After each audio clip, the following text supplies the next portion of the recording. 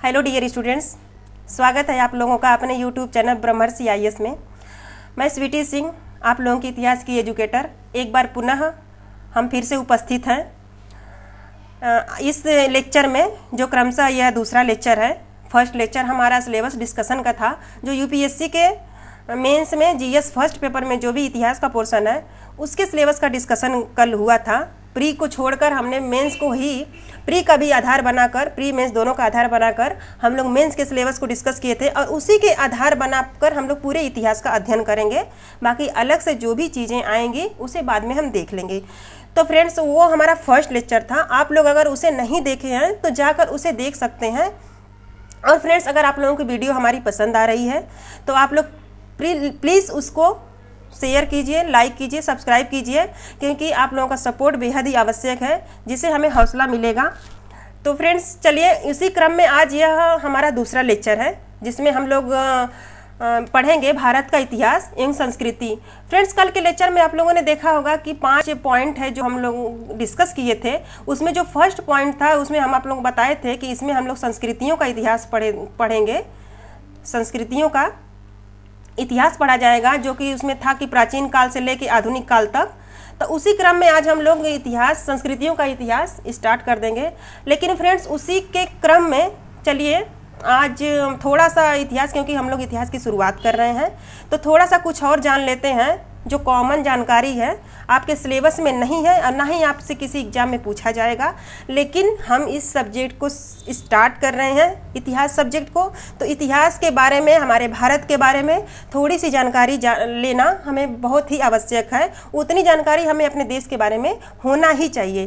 तो फ्रेंड्स, एक श्लोक आप लोग देख रहे होंगे अपनी स्क्रीन पे, जो हमने लिखा है, बहुत अच्छा नहीं लिखा है। इसमें पेन टाइप पे थोड़ा मेरा हाथ अभी सही नहीं है, 2-3 दिन में सही हो जाएगा, तो आप लोग प्लीज़ कोऑपरेट इट। तो देखिए सब फ्रेंड्स, इस पे लिखा गया है कि हम पढ़ देते हैं, आप लोगों को समझ में आ जाएगा। शायद मेरी राइटिंग समझ में नहीं आ रही होगी आप लोगों को, तो उसका देखिए हम पढ़ देते हैं कि उत्तरम यद समुद्रस्य हिमाद्रस्य दक्षिणम वर्ष तद नाम भारतः भारती यत्र संतति। अर्थात फ्रेंड्स, यह जो श्लोक है हमारे विष्णु पुराण में कोट किया गया है और ये भारत वर्ष को डिफाइन करने के लिए किया गया है। विष्णु पुराण में ये है, भारतवर्ष के बारे में बताने के लिए इसे किया गया है। तो हमने यहाँ पर रख दिया कि थोड़ी सी आप लोगों को भी जानकारी होनी चाहिए, ताकि कोई भी हमारे देश के बारे में हमसे पूछे तो हम उसे इतना तो बता सकें कि इसकी चर्चा कहाँ है और कितना ज़्यादा प्राचीन है हमारा भारत देश। तो इसी के बारे में है। तो उत्तरम यद समुद्रस्य, अर्थात जो समुद्र के उत्तर में है, हिमाद्रस्य दक्षिणम, तथा हिमालय के दक्षिण में है, वर्ष तद नाम भारत, इस भूमिखंड का नाम भारत है, भारतीय यत्र संतति, और यहाँ पर रहने वाली संतानें भारतीय हैं। तो इस प्रकार से हमारे विष्णु पुराण में इसको डिफाइन किया गया है। और फ्रेंड्स, आप लोगों को ये भी पता है कि पहले जो प्राचीन पौराणिक परंपराओं के अनुसार जो हमारे भारत देश को एक जम्बू द्वीप के नाम से जाना जाता है। आप लोग बहुत जगह सुने होंगे, तो इसको आर्यावर्ते, जम्बू द्वीपे, बहुत सारे नामों से जाना गया है। तो इसको जम्बू द्वीप नाम से भी जाना जाता है। फिर आगे चलकर ईरानियों ने सबसे पहले जो हिंदू शब्द का 8वीं सदी में सबसे पहले जो हमारे भारत देश के लिए हिंदू शब्द का प्रयोग हुआ वो ईरानियों के द्वारा हुआ। और हिंदू शब्द आप लोगों को मालूम होगा कि सिंध शब्द से उत्पन्न हुआ है। और आगे चलकर अरबों ने इसी हिंद शब्द को या हिंदू शब्द को इतना ज़्यादा लोकप्रिय बना दिया गया, उनके द्वारा इतना ज़्यादा लोकप्रिय बना दिया गया कि हमारे देश को ही क्या हिंदुस्तान नाम से जानने लगे, मतलब हिंदुस्तान नाम ही दे दिया गया इसको। आप लोगों को पता है कि कुछ दिन पहले इसके लिए मतलब वो भी उठा था कि इंडिया हटाकर हमारे देश को हिंदुस्तान नाम, जो अनुच्छेद 1 है, आप लोगों को पता है कि भारतीय जो हमारा संविधान है उसमें इतना इस सब नामों का कोई मतलब नहीं है। कभी आपसे एग्जाम में पूछा जाएगा तो हमारे देश के लिए सिर्फ 2 ही शब्द का यूज हुआ है, एक इंडिया है और दूसरा भारत है। तो ये से 2 ही वर्ड का यूज हुआ है ये भारतीय संविधान के भाग 1 में 1 के और अनुच्छेद 1 में। तो इसमें आपत्ति उठाई गई थी कि इंडिया शब्द को हटाकर हिंदुस्तान नाम दे दिया गया, लेकिन ऐसा हुआ नहीं है। तो कभी आपसे एग्जाम में पूछा जाए कि हमारे भारत देश के लिए कितने नामों के और कौन कौन से नामों का प्रयोग मान्य है, सर्वमान्य है, तो देखिए फ्रेंड्स, आज सबसे ज़्यादा लोग जो ऊपर हम लोग देखेंगे तो हमारी कानूनी ग्रंथ के रूप में हमारा संविधान ही है, तो हम उसी के अनुसार चलते हैं। तो हमारे संविधान में सिर्फ यही 2 शब्द यूज हुआ है। ये तो कॉमन चीज़ हम आप लोगों को बता दें, क्योंकि हम लोग इतिहास पढ़ रहे हैं, तो पहले से जो भी हमारे भारत देश के लिए यूज हुआ है जो भी नाम, तो उसकी जानकारी हल्की सी हमें रहनी चाहिए। लेकिन अगर एग्जाम के पॉइंट ऑफ व्यू से देखेंगे तो सिर्फ 2 ही नाम है, एक इंडिया है, दूसरा भारत है। तो इसमें ईरानियों द्वारा हिंदू शब्द का लोकप्रिय बनाने के कारण हिंदुस्तान नाम दे दिया गया। और फ्रेंड्स, मतलब जो चीनी ग्रंथ है उसमें हमारे भारत देश के लिए ये शब्द यूज हुआ है, तियनचू, ये नाम यूज हुआ है। और यूरोपीय परंपरा में आप लोगों को पता है कि इंडिया शब्द का प्रयोग है, जो कि सिंडस या इंडस से भी उत्पन्न माना गया है। तो फ्रेंड्स, ये हल्की सी जानकारी थी, इसका कोई एग्जाम के पॉइंट ऑफ व्यू से कोई इम्पोर्टेंस नहीं है, लेकिन कॉमन जानकारी होनी चाहिए। तो हम लोग इतिहास पढ़ रहे थे, तो इसलिए इसकी जानकारी हमने दे दिया आप लोगों को। चलिए फ्रेंड्स, अब यहाँ से हम लोग इतिहास की स्टार्टिंग करते हैं। तो इतिहास के बारे में फ्रेंड्स थोड़ा जान लेते हैं हम लोग। तो सबसे पहले जब इतिहास को हम लोग पढ़ रहे हैं तो इतिहास को ही डिफाइन कर लें। सबसे पहले यही जान लें कि इतिहास शब्द की जो उत्पत्ति है वो कैसे हुई है।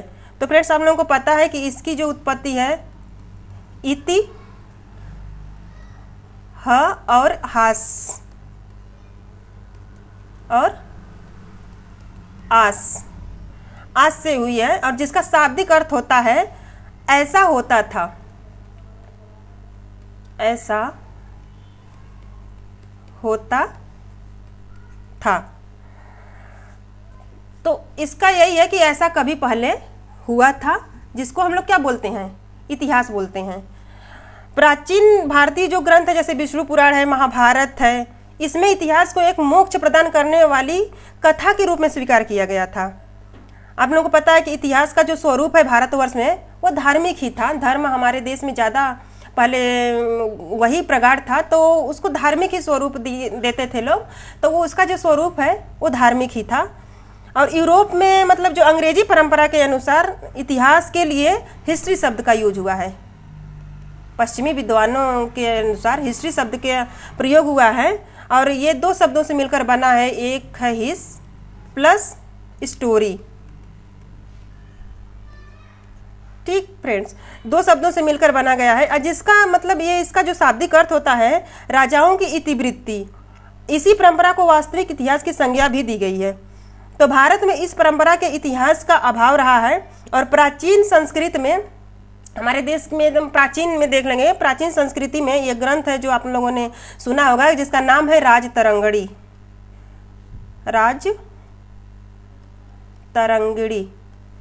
वास्तविक अर्थों में इसी को इतिहास की संज्ञा दी गई है। हम लोगों के प्राचीन ग्रंथों में जो वास्तविक अर्थ में मानेंगे तो इसी को ही हम लोग इतिहास के रूप में देख सकते हैं। बाकी आगे चल के आप लोगों को मालूम है कि इतिहास के जो जनक हैं हेरोडोटस को माना जाता है, वह यूनान के थे, और उनके ग्रंथ का नाम हिस्टोरिका था, और यह नामकरण हिस्टोरिया के आधार पर हुआ था। तो ये फ्रेंड्स कॉमन फेनोमिना है, कॉमन जानकारी है। आप लोगों को इतनी छोटी सी जानकारी है, रहनी चाहिए, छोटी सी ज़रूर है लेकिन बेहद ही आवश्यक है। एग्जाम में आपको इतना हाँ जनक पूछ लिया जाता है कभी, जो वनडे एग्जाम होते हैं, लेकिन यूपीएससी के एग्जाम के पॉइंट ऑफ व्यू से ये इम्पोर्टेंट नहीं है। लेकिन हम लोग हिस्ट्री मतलब इतिहास की शुरुआत कर रहे हैं, तो इतना जानना बहुत ही आवश्यक था। बाकी फ्रेंड्स, आप लोग देखेंगे कि वर्तमान समय में अगर इतिहास को देखेंगे तो इसके पूरे स्ट्रक्चर ही चेंज हो गया है। इसमें हम लोग मानव के क्रमिक विकास को ही इतिहास कहते हैं। जब से आपको पता है कि जब आप लोग विश्व इतिहास पढ़ेंगे तो आप लोग पूरा जागरण पढ़ेंगे, जहाँ पर वहाँ पे मानव केंद्र में मानव आ गया, तो इसलिए मानव के ही विकास को इतिहास कहते हैं। तो बस इतना ही है फ्रेंड्स। अब बाकी इतिहास के बहुत सारे आयाम हैं, आयामों को पढ़ते हैं, क्योंकि पहले जो है इतिहास को हम लोग तथ्यों का कलेक्शन जो होता है, तथ्यों का कलेक्शन, राजाओं के मतलब वंश, युद्ध, इन सब चीज़ों को इतिहास मानते थे। लेकिन अब ऐसा नहीं है, अब इसका स्ट्रक्चर चेंज हो चुका है। अब इतिहास के आयाम में हम लोग राजनीति व्यवस्था, सामाजिक व्यवस्था, आर्थिक व्यवस्था और धार्मिक व्यवस्था, कला, संस्कृति इत्यादि ये सब चीज़ों को पढ़ते हैं। इस सब चीज़ों के आधार पर हम इसका अध्ययन करते हैं। आगे हम आप लोगों को इतिहास का विभाजन भी बताएंगे, जिसको अलग अलग आधार मानते हुए अलग अलग विद्वान अपने हिसाब से उसका विभाजन भी किए हैं। तो इस प्रकार से है फ्रेंड्स, हम लोग देख लेंगे। और एक चीज़, छोटी सी चीज़ आप लोग जान लीजिए कि समय के आधार पर इतिहास जो है प्राचीन, मध्यकालीन, आधुनिक ये है। पौराणिक के आधार पर आप जानते हैं कृत, त्रेता, द्वापर और कलयुग, 4 समय के अनुसार, पौराणिक समय के आधार पर 4 युग में बांटा गया है।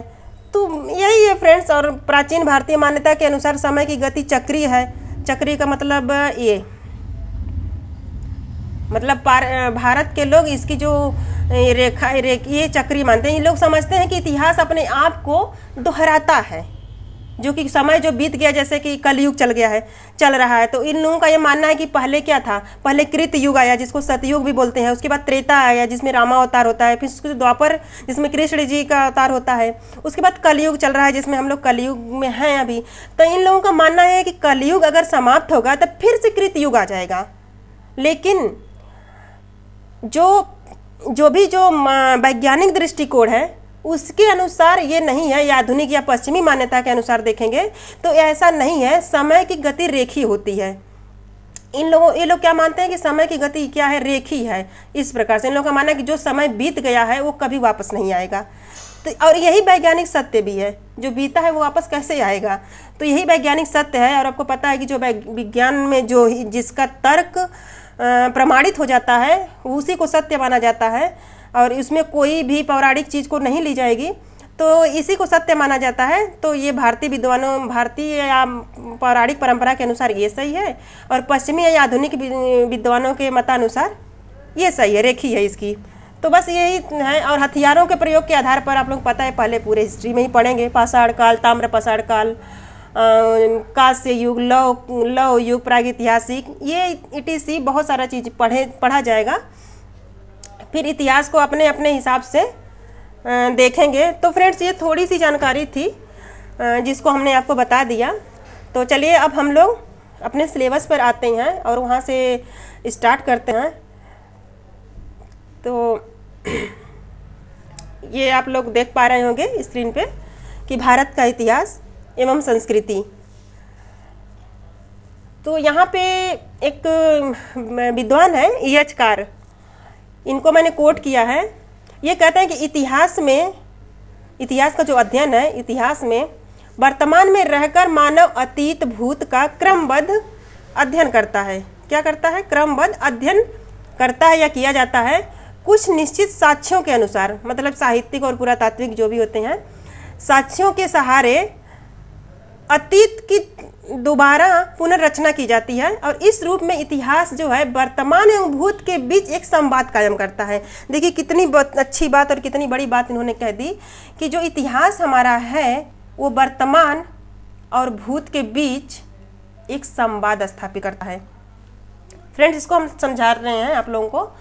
जैसे आप लोग क्लास 6 की NCERT पढ़ेंगे, 6 की NCERT पढ़ेंगे, तो उसमें कोई एक पात्र है, उस पात्र का नाम तो मुझे याद नहीं आ रहा है, लेकिन वो पात्र ट्रेन में यात्रा कर रहा है और यात्रा करते समय वो खिड़की से बाहर झांक रहा है और उसके मन में ये ख्याल आ रहा है कि जब हमारे पहले, आज तो ट्रेन है, हमारे पहले तो ट्रेन का विकास हुआ नहीं था, तो वो सोच रहा है कि पहले तो ट्रेन का विकास नहीं था, कोई भी परिवहन साधन नहीं था, तो हमारे जो पूर्वज हैं वो लोग कैसे यात्रा करते थे, इतनी दूर दूर कैसे जाते थे, पैदल जाते थे या कैसे जाते थे। तो उसके मन में क्या ख्याल आ रहा है फ्रेंड्स, क्योंकि वो वर्तमान में देख रहा है ना, कहाँ है वो वर्तमान में है, लेकिन वो सोच कहाँ रहा है, भूत के बारे में सोच रहा है। तो जिस प्रकार से हम वर्तमान को देखकर, जिस प्रकार से हम अतीत में कोई चीज़ को ढूंढते हैं, जैसे वर्तमान में हम जो कुछ भी देख रहे हैं, जो कुछ भी, जैसे सुबह आप उठे, आप चाय पी रहे हैं, तो आप चाय के बारे में सोचेंगे कि चाय सबसे पहले कब आई, कैसे आई, इसका विकास मतलब सबसे पहले चाय किसने पिया। तो आप जो कुछ भी न्यूज़पेपर पढ़ रहे हैं तो आप ये सोचेंगे कि प्रिंटिंग प्रेस का विकास कब हुआ, सबसे पहले न्यूज़पेपर कब छपा, कैसे छपा। तो वर्तमान में हमारे इर्द गिर्द जो भी चीज़ें हैं उसे देखकर हम ये अनुमान लगाते हैं कि ये चीज़ें कब शुरुआत हुई, उसके जड़ को ढूंढने की कोशिश करते हैं। और उसका जड़ ढूंढने के लिए हमें कहाँ जाना पड़ेगा? अतीत में। तो हम क्या वर्तमान के सहारे कहाँ पहुँच गए? अतीत में पहुँच गए। उसी प्रकार से अतीत में जब किसी चीज़ को हम खंगालेंगे, उसके जड़ को ढूंढेंगे, तो उसका विकास देखते देखते देखते देखते हम कहाँ आकर ठहरेंगे? वर्तमान में आकर ठहरेंगे। तो जिस प्रकार से अतीत हमारे लिए इम्पोर्टेंट है वर्तमान को जानने के लिए, उसी प्रकार से वर्तमान में हमारा इम्पोर्टेंट है अतीत को जानने के लिए।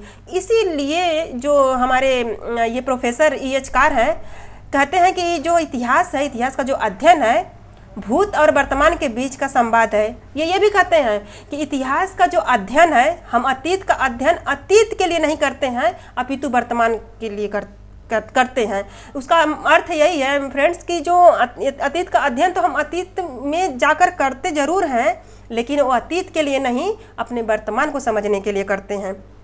और फ्रेंड्स, आप लोगों को पता है कि किसी भी चीज़ का जब तक अतीत नहीं जानेंगे, हम उसके वर्तमान को अच्छे से नहीं समझ सकते हैं। आप ही समझ लीजिए, आप क्या हैं, आपका अस्तित्व क्या है, वो तो आपके माँ बाप से है ना। तो आपके माँ बाप क्या हैं? आपका अतीत हैं।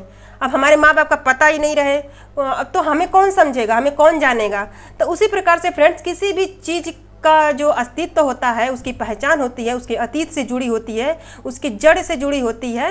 तो इसी प्रकार से हमें भी अपने वर्तमान को जानने के लिए हमें अतीत का अध्ययन करना बेहद ही आवश्यक है। इसीलिए कहते हैं कि अतीत का अध्ययन अतीत के लिए नहीं, अपितु वर्तमान के लिए करते हैं फ्रेंड्स। और इतिहास में देखिए, इतिहास को ऐसे समझ सकते हैं कि इतिहास एक मानवीय अनुभवों का संकलन है, जिसके माध्यम से वर्तमान को समझकर भविष्य की दिशा को तय कर सकते हैं। इसका मतलब क्या है? इसका मतलब ये है कि जो मानव का अनुभव है, जो हमारे अतीत में, पास्ट में जो कुछ भी घटनाएं हुई हैं, एवरीथिंग, उसमें कुछ भी हुई है, उसे हम पढ़कर उसमें से उसकी अच्छाई बुराई ग्रहण कर सकते हैं, उसकी बुराइयों को हटा सकते हैं और उससे हम सीख सकते हैं। उसको सीख के अपने वर्तमान को अच्छा बना सकते हैं और भविष्य में उन गलतियों को करने से बच सकते हैं जो कि हमारे पूर्वजों ने हमारे पास्ट में की है। जैसे आप यूँ समझिए कि हमारा देश गुलाम हुआ, तो क्यों हुआ, क्या कमियां रही हमारे देश में, हमारे देश के लोगों में क्या कमियां रहीं, किस प्रकार से वो अपना औपनिवेशिक साम्राज्य स्थापित इतना करते करते चले गए, जिसका भुगतान हमें 200 साल तक करना पड़ा और 200 साल तक हमें गुलामी की जंजीरों में जकड़े रहे वो लोग। उसके बाद क्या कमी रही, तो उस चीज़ को फ्रेंड्स हमें जानना होगा और उसी गलतियों को दोहराने से बचना होगा। तो इतिहास हमें इस तरह से मदद करता है, एक दर्पण की तरह है जिसमें हम झांक कर अपनी अच्छाई और अपनी बुराइयों को भी देख सकते हैं। हाँ, इतिहास का गुलाम नहीं होना चाहिए, इतिहास बोध होना चाहिए। इतिहास का गुलाम का मतलब फ्रेंड्स ये है कि इतिहास ग्रस्तता एक शब्द होता है, ये फ्रेंड आप लोग समझ लीजिए। एक होता है इतिहास ग्रस्तता होता है और एक होता है इतिहास बोध। ये दो शब्द हैं फ्रेंड्स, बहुत इंपॉर्टेंट है, इसको जानना बहुत ज़रूरी है। एक होता है इतिहास बोध। इतिहास ग्रस्तता का मतलब ये है कि जो कुछ भी पास्ट में हुआ है, अगर वो बुरा भी है, कुरीतियाँ, जैसे देखिए बहुत सारी सामाजिक कुरीतियाँ हैं जिसे हमारे जो पूर्वज हैं या बहुत सारे लोग हैं, हमारे माँ बाप हैं, उसे बदलना नहीं चाहते हैं, जो कहते हैं कि नहीं नहीं वो जो कुछ भी है सत्य है, सही है। अरे सबको पता है कि हर एक चीज़ काल, परिस्थिति, परिवेश के अनुसार चेंज होती है, जो कि हमेशा वो प्रासंगिक नहीं रह सकती। तो वो हमेशा हूबहू कैसे बनी रह सकती है? समय के साथ तो हर चीज़ बदलती है ना। तो इसमें इतिहास ग्रस्तता का मतलब है कि लोग चेंज नहीं करना, रूढ़िवादी बन जाते हैं, बिल्कुल परंपरावादी बन जाते हैं कि नहीं नहीं। जैसे कि महिलाओं के बारे में देख लीजिए कि महिलाओं को काम नहीं करना चाहिए। अब तो बहुत सारा बदल रहा है, लेकिन क्या बदल रहा है फ्रेंड्स वो तो सबको पता है, लेकिन धीरे धीरे ही कोई चीज़ बदलती है। तो जैसे कि काम नहीं करना चाहिए, तो हमारे जो घर में हैं, हमारे माँ बाप हैं, हमारे जो भी पूर्वज हैं, तो उन लोगों को लगता है कि नहीं, लड़कियों को बाहर नहीं जाना चाहिए, उन्हें बाहर जाके पढ़ाई नहीं करनी चाहिए। तो ये क्या है, पहले तो था नहीं, पहले लड़कियां पढ़ाई नहीं करती थीं, उन्हें काम नहीं करने दिया जाता था, उन्हें सिर्फ घर में रहने की नसीहत दी जाती थी। तो कुछ लोग चाहते हैं कि ये चीज़ें बदले नहीं, जबकि ये क्या है, सामाजिक बुराई है, सामाजिक कुरीतियाँ हैं ये सब। क्योंकि हमारा संविधान मेल और फीमेल में कोई भेदभाव नहीं करता है, तो ये लोग कौन होते हैं इसमें भेद करने वाले। तो इस प्रकार से ये वो क्या है, वो इतिहास ग्रस्तता है, अपने इतिहास का गुलाम है। लेकिन ये गलत है। इतिहास बोध होना चाहिए, जो कुछ अच्छी है उसे हम ग्रहण करें, लेकिन जो कुछ बुरी है उसे हम हटाएं, उसे हम चेंज करें और उसे हम वर्तमान के अकॉर्डिंग बनाएं, वर्तमान के अनुसार उस चीज़ को चेंज करें और उसको इस रूप में ग्रहण करें। तब तो जाके हमारे सामाजिक परिवर्तन होगा और हमारा जो समाज है वो अग्रसर होगा और उसमें बहुत सारे विकास आएंगे। तो इसलिए फ्रेंड्स इतिहास बोध होना चाहिए, इतिहास ग्रस्तता नहीं होनी चाहिए। तो फ्रेंड्स यही है। और इतिहास हमारे जीवन में एक, देखिए कोई भी चीज़ है, जैसे हमें ये वर्तमान है, ठीक, इतिहास माइल स्टोन है, समझिए एक माइल स्टोन है। फ्रेंड्स इसको बहुत सरल से सरल शब्दों में मैं बताने की कोशिश कर रही हूँ आप लोगों को, और यही बहुत ज़रूरी है समझना। बाकी तो जो इसमें वो है फैक्ट्स है वो तो आप समझ ही लेंगे। कलेक्शन की कोई प्रॉब्लम नहीं होती है। हर एक किताब में आप लोग कोई भी मार्केट से बुक उठा लेंगे तो उसमें आप लोगों को ढेर सारे कलेक्शन मिल जाएंगे। कलेक्शन गैदर करने में आपको कोई प्रॉब्लम नहीं होगी, लेकिन उसके कंसेप्ट को समझना, उसे जानना बहुत ही आवश्यक है। क्योंकि हमारे यूपीएससी के जो भी क्वेश्चन का ट्रेंड है पूछने का, उसका जो नेचर है, उसे हम किसी भी चीज़ को रट कर या किताबों को बिल्कुल पढ़कर उसे हम हल कर ही नहीं सकते हैं फ्रेंड। उसका नेचर ही ऐसा होता है कि हमारे अंदर उसकी बिल्कुल समझ होनी चाहिए, उससे आत्मसात करना पड़ेगा और आप लोगों को उसको समझना पड़ेगा कि किस प्रकार से उसका हम लोग उसे समझें और कोई भी क्वेश्चन कहीं से अगर उठा दे तो उसको हम करने की स्थिति में रहें। इसलिए अभी क्लास की हमारी स्टार्टिंग है, आगे थोड़ी सी इसकी स्पीड बढ़ जाएगी। तो फ्रेंड्स आप लोग इसमें बिल्कुल भी परेशान मत होइएगा। ये क्लास मतलब मैं इतिहास को ही समझाने की कोशिश कर रही हूँ। तो इतिहास देखिए फ्रेंड्स एक माइल स्टोन की तरह है। माइल स्टोन आपको पता है, जैसे ये सड़क है, इस पे जगह जगह माइल स्टोन लगी रहती है, जिससे हमें ये पता चलता है कि हम कितने दूर से आ रहे हैं, कहाँ से आ रहे हैं और किधर जाना है। तो इस प्रकार से अगर मान लीजिए इस माइल स्टोन को हटा दिया जाए और जो इस पे बोर्ड लगे हुए हैं जो स्थान को, प्लेस को संकेत करते हैं, तो आप ही बताइए कि क्या आप समझ पाएंगे कि आप किधर से आ रहे हैं और किधर जा रहे हैं और आपको कहाँ जाना है। ठीक इसी प्रकार से हमारा इतिहास कार्य करता है, एक माइल स्टोन की तरह से। क्योंकि हम अगर पीछे की चीज़ें नहीं जानेंगे तो हमें यही नहीं पता चलेगा कि हमें आगे जाना कहाँ है। तो इतिहास हमारा एक माइल स्टोन की तरह कार्य करता है। और इतिहास का जो अध्ययन है, इसकी मतलब इसमें काल, स्थान, घटनाएं को पढ़ते हैं, एक तो पढ़ते ही हैं, उसके साथ साथ समाज, आर्थिक, राजनीतिक, सांस्कृतिक सब कुछ पढ़ते हैं। बस इतना फ्रेंड्स है कि यही है। इसके बाद जो है इतिहास को, और एक बात और है फ्रेंड्स कि इसमें एकदम अरुचि आपको उत्पन्न नहीं होनी चाहिए। क्योंकि इसमें देखिए इतिहास को लोग बोल देते हैं नॉर्मली कि ये मतलब गड़े हुए मुर्दे हैं, इनको क्या उखाड़ें, पर ऐसा नहीं है फ्रेंड्स। आप एक बात समझ लीजिए कि थोड़ी सी चीज़ें आपको बताने की कोशिश कर रही हूँ। न्यू पेज ले लेते हैं। तो इसमें एक बात बताइए कि आप मान लीजिए मानव के ही क्या करते हैं, मानव के ही विकास को इतिहास कहते हैं, मानव के विकास को इतिहास कहते हैं। तो हम तो मानव ही हैं, हम किसके विकास को, किसके इतिहास को पढ़ रहे हैं? हम तो खुद के ही इतिहास को पढ़ रहे हैं। अगर मान लीजिए हम एग्ज़ाम की तैयारी ना करें, उसकी प्रिपरेशन ना करें, फिर भी हमारे अंदर एक छोटी सी क्यूरियोसिटी तो आनी ही चाहिए कि अरे यार हमारे जड़ कहाँ है। हम अपने ही विकास को जानने की एक अंदर एक मतलब उत्सुकता होनी चाहिए कि हम जाने कि हमारा विकास कैसे हुआ। सबसे पहले मानव पृथ्वी पर कैसे आया, कोई वो तो है ना कि बना बनाया मानव धरती पर अवतरित हो गया। इसका तो क्रम वाइज, क्रम स्टेप बाय स्टेप इसका विकास हुआ है ना, तो इसको तो जानना ही आवश्यक है। तो एक बात बताइए फ्रेंड्स, जैसे एक मनु है, हमारे मनु को तो जान नहीं रहे हैं। मनु, इनका एक स्टेटमेंट है कि मानव अपनी संतानों में सदा अमर रहता है। तो हम तो अपने इतिहास को पढ़ रहे हैं, हम तो अमर है ना। जो भी पीछे जो लोग चल चुके हैं, जो लोग एक्सपायर हो चुके हैं, जो हमारे दादा हैं, परदादा हैं, उन्हीं उनका अंश हमारे अंदर छिपा है या नहीं छिपा है। तो उसी प्रकार से हम अपने ही जड़ को खोज रहे हैं इतिहास में जाकर। तो इस प्रकार से हमें इतिहास में, हम सिर्फ ये कोशिश कर रही हूँ कि आप लोगों को अरुचि उत्पन्न ना हो इस सब्जेक्ट में। आप लोग ये ना समझिए कि एक बीते हुए कल का अध्ययन कर रहे हैं, इसमें कोई भी मतलब इंजॉय नहीं है, हमें आनंद नहीं आ रहा है। आप लोग ये समझिए कि हम अपने ही विकास को पढ़ रहे हैं। तो इसलिए मैं इतना बताने की कोशिश कर रही हूँ कि ये एक रुचिकर सब्जेक्ट बनाकर पढ़ सकें। तो इससे आप लोग एक आत्मिक लगाव महसूस कीजिएगा और बहुत ही अच्छा लगेगा। आगे की क्लासेस में बहुत आप लोगों को अच्छा लगेगा।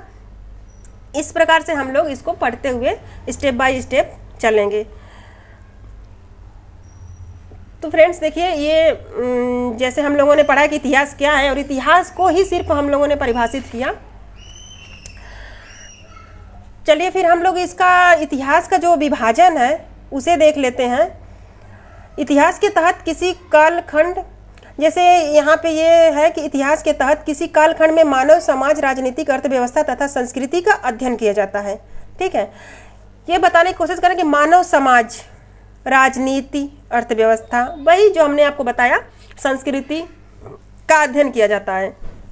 और संस्कृति के अंतर्गत आप लोगों को पता है, हम लोगों को संस्कृति का इतिहास ही पढ़ना है, इस पर ज़्यादा हम लोगों का फोकस होगा। राजनीति इतिहास तो हम आप लोगों को बताएंगे, लेकिन बहुत ज़्यादा नहीं, क्योंकि राजनीति के इतिहास का इतना ज़्यादा रोल नहीं है। जितना है जो भी पीटी से रिलेटेड होगा वो चीज़ हम बता देंगे आप लोगों को, लेकिन संस्कृति पे ज़्यादा बल दिया जाएगा, क्योंकि वहीं से क्वेश्चन आते हैं, वही हमारे सिलेबस का पार्ट है। देखिए फ्रेंड्स, हमें पढ़ना है, लेकिन अपने सिलेबस को और पिछले ईयर के प्रीवियस ईयर क्वेश्चन पेपर को पकड़े रहना है, ताकि हमें एक भटकाव ना हो। हम अपने रास्ते पे और अपने लक्ष्य पे ही रहें, उसी पर चलते रहें, ताकि इधर उधर की चीज़ें हमारे मन में ना आए। इसलिए हमें अपने सिलेबस और अपने जो भी प्रीवियस ईयर्स के पेपर है उसे पकड़े रहना है। तो हमें कल्चर पे ज़्यादा ध्यान देना होगा और राजनीतिक इतिहास पे थोड़ा सा कम, जितनी ज़रूरत है बस उतनी ही पढ़ते चलेंगे। तो इसमें देखिए, संस्कृति का अध्ययन किया जाता है, राजनीति हो गई है, अर्थव्यवस्था हो गया, अब मानव समाज हो गया। और संस्कृति के अंतर्गत देखिए फ्रेंड्स, देखते हैं धर्म, कला पढ़ते हैं, थोड़ी गलत टाइप हो गया है, कला, धर्म, दर्शन, त्यौहार, रीति रिवाज आदि का अध्ययन किया जाता है। समाज के अंतर्गत आप लोग को पता है वर्ग, जाति, महिलाओं के अधिकार, स्थिति, शिक्षा, मनोरंजन के साधन आदि का अध्ययन किया जाता है, ये समाज के अंतर्गत। अर्थव्यवस्था के अंतर्गत कृषि, व्यापार, वाणिज्य, उत्पादन, उद्योग, नगरीकरण इत्यादि का अध्ययन किया जाता है। और राजनीति में हम लोगों को पता है कि राजनीति तो रहेगी ही, इसके अंतर्गत राजनीति का स्वरूप करते हैं और प्रशासन, इसको भी हम लोग थोड़ा थोड़ा देखते चलेंगे। जो भी इसमें आएगा उसमें हम लोग देखते हुए चलेंगे। उसके बाद फ्रेंड्स देखिए, ये बहुत ही इम्पोर्टेंट टॉपिक है, इतिहास एवं काल विभाजन।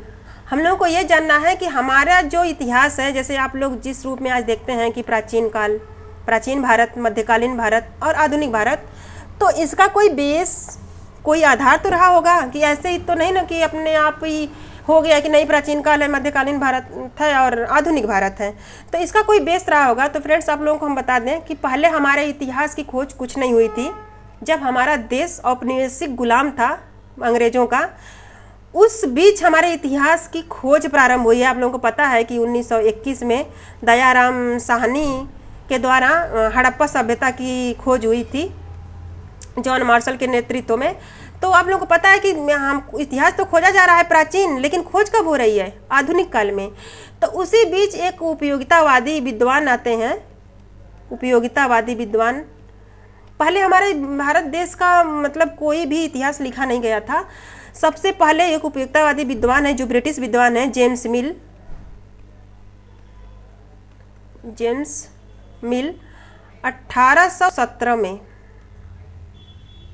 1817 में ये भारत का पहला इतिहास लिखते हैं। फर्स्ट टाइम, पहली बार ये भारत का इतिहास लिखते हैं। इन्हें ही भारत का इतिहास लिखने का श्रेय दिया गया है। और इनका जो आधार है, ये 3 आधार में बांटते हैं। ठीक, हिंदू काल, एक फ्रेंड्स अलग पेज ले लेते हैं, इसमें नहीं होगा शायद। तो देखिए, जेम्स मिल है,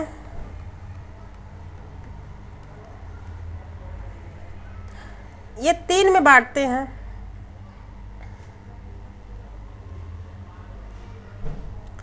एक बांटते हैं ये हिंदू काल, इसके पहले कोई विभाजन नहीं था फ्रेंड्स, ये पहली बार हो रहा है 1817 ईस्वी में।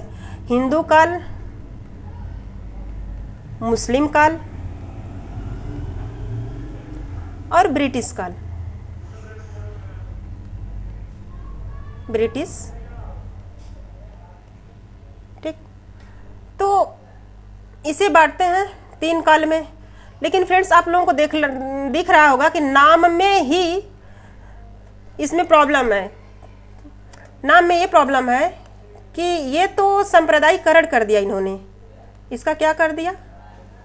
सांप्रदायिकरण कर दिया, मतलब धर्म के आधार पर इन्होंने 3 नाम कर दिए जेम्स मिल।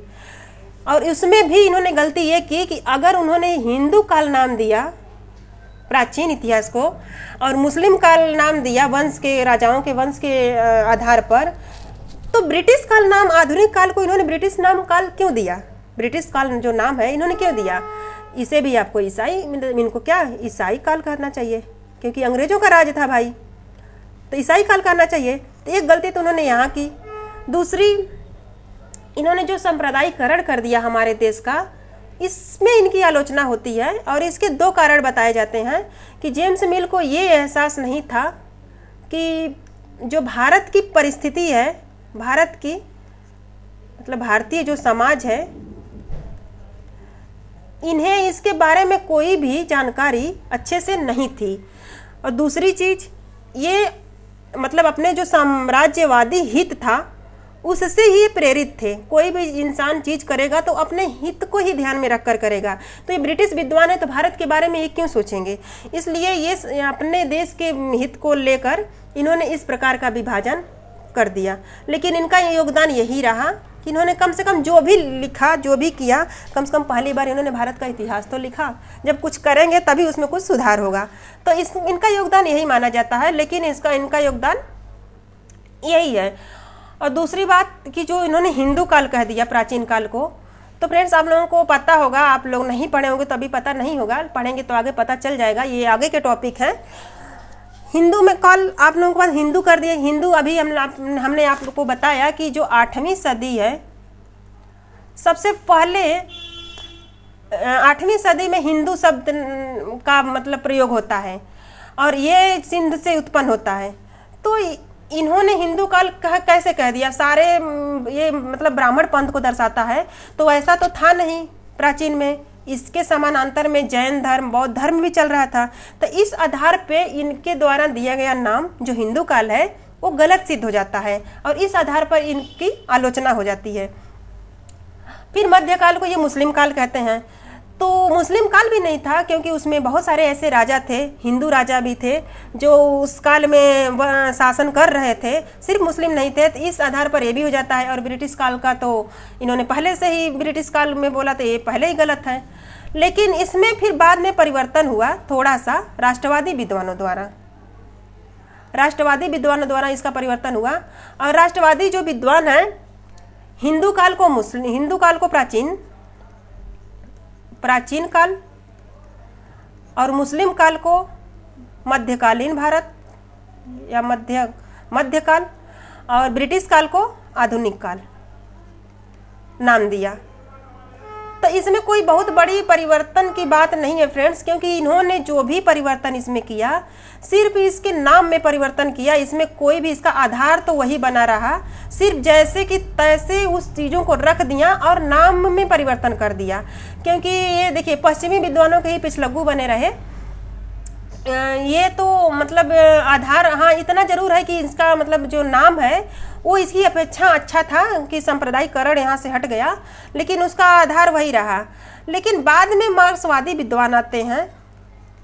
बाद में मार्क्सवादी विद्वान ने इनमें सिर्फ नाम में ही नहीं बल्कि आधार में भी चेंज किया।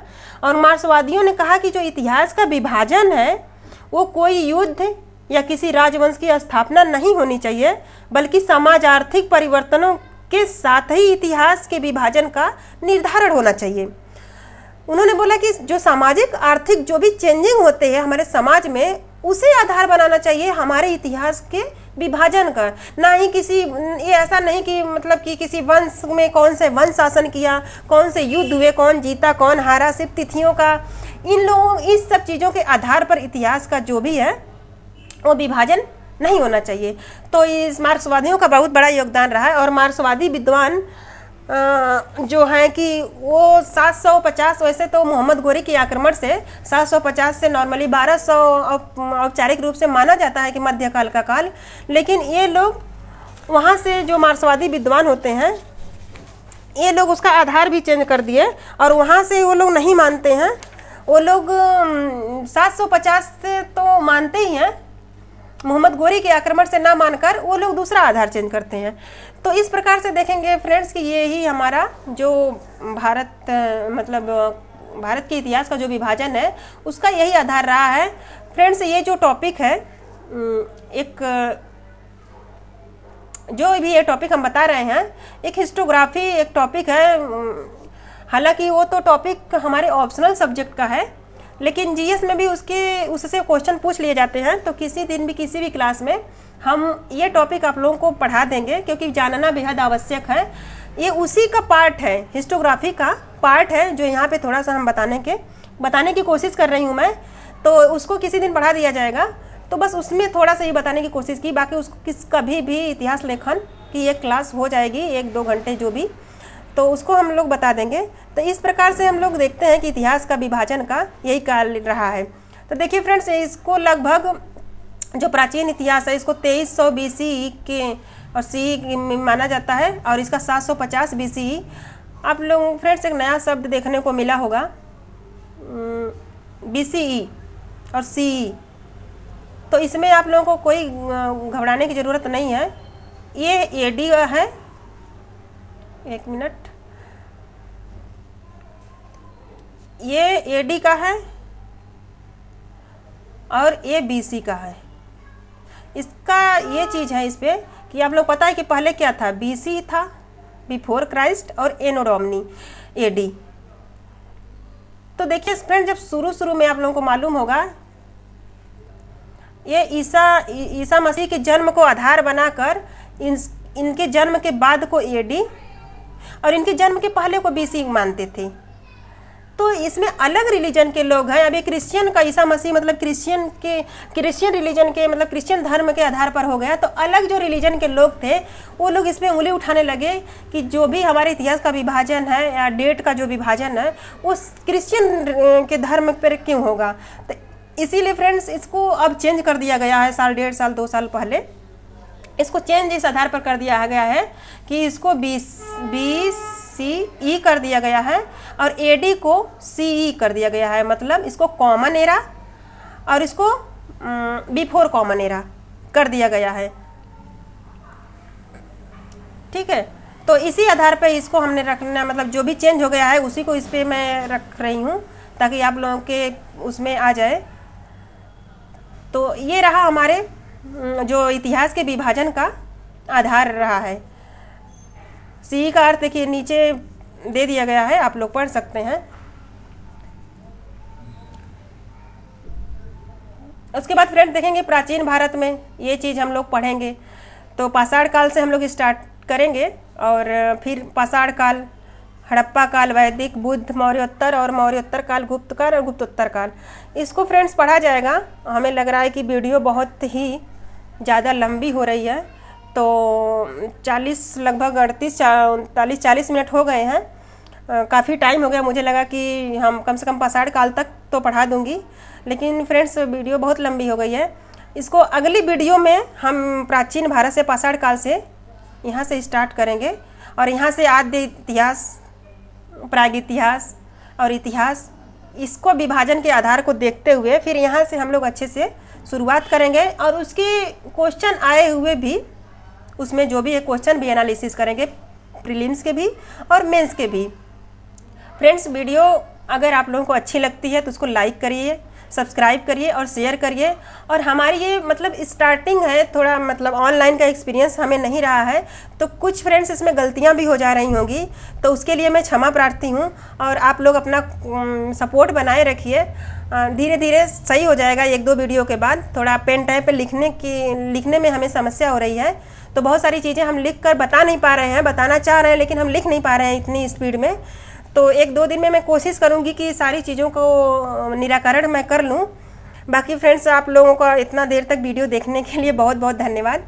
और प्लीज़ आप लोग वीडियो पसंद आए तो इसको शेयर कीजिएगा और लाइक कीजिएगा और अपना सहयोग बनाए रखिएगा फ्रेंड्स।